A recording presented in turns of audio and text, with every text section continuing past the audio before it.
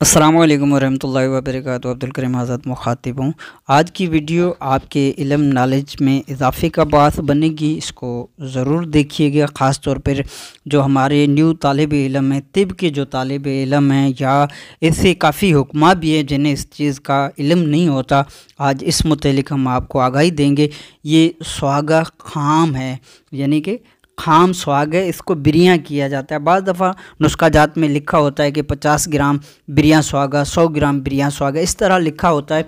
तो आम तालिब इल्म को या कुछ ऐसे भी हुक्मा हैं जिन्हें पता नहीं होता कि खाम सुहागा कितना लें और इसका वज़न इतना हो। तो आज हम आपको बिल्कुल दुरुस्त मालूमात फ़राहम करेंगे कि आपका खाम सुहागा कितना बिरियाँ होने के बाद उसका वज़न कितना होगा। तो फ़र्ज़ कीजिए अगर आप 100 ग्राम खाम सुहागा लेते हैं तो उसे किसी कढ़ाई वगैरह में या किसी देगची वगैरह में डालकर उसे बिरियाँ किया जाएगा। एक नॉर्मल आग के ऊपर इसे बिरियाँ किया जाता है।